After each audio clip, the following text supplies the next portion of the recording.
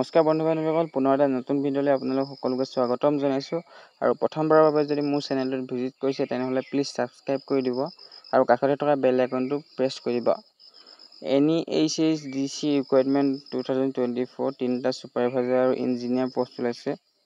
North eastern handicraft and handlooms development corporation limited তিনিটা supervisor আৰু engineer post ওলাইছে।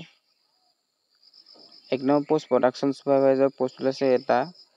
ৰেমিনেশ্যন 30,000 per month দিব salary আৰু এডুকেশ্যন কোৱালিফিকেশ্যন লাগিব ডিপ্ল'মা ইন টেক্সটাইল টেকন'লজি।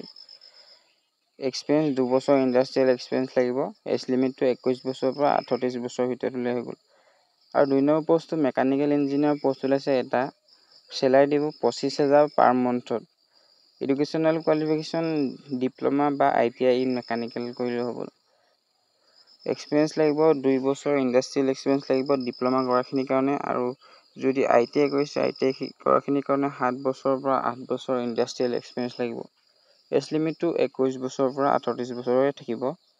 আৰু 3 নম্বৰ পোষ্টটো হ'ল ইলেক্ট্ৰিকেল ইঞ্জিনিয়াৰ পষ্ট এটা আছে।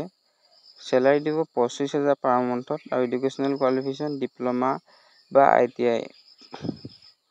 এক্সপিৰিয়েঞ্চ লাগিব 2 বছৰ ইণ্ডাষ্ট্ৰিয়েল এক্সপিৰিয়েঞ্চ ডিপ্ল'মাখিনিৰ কাৰণে 2 বছৰ ইণ্ডাষ্ট্ৰিয়েল এক্সপিৰিয়েঞ্চ লাগিব, আৰু ITI কৰাখিনিৰ কাৰণে 7 বছৰৰ পৰা 8 বছৰ ইণ্ডাষ্ট্ৰিয়েল এক্সপিৰিয়েঞ্চ লাগিব। এজ লিমিটটো 21 বছৰৰ পৰা 38 বছৰৰ ভিতৰত থাকিব।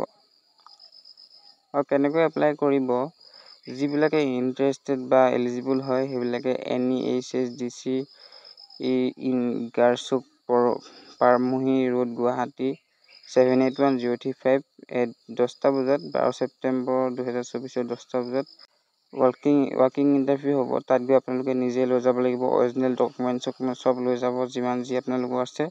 তাত গৈ ইণ্টাৰভিউ হ'ব 12 ছেপ্টেম্বৰ 2024 10টাৰ পৰা। তো বেষ্ট অফ লাক। আৰু ভিডিঅ'টো ইমানলৈকে চাইছে ধন্যবাদ।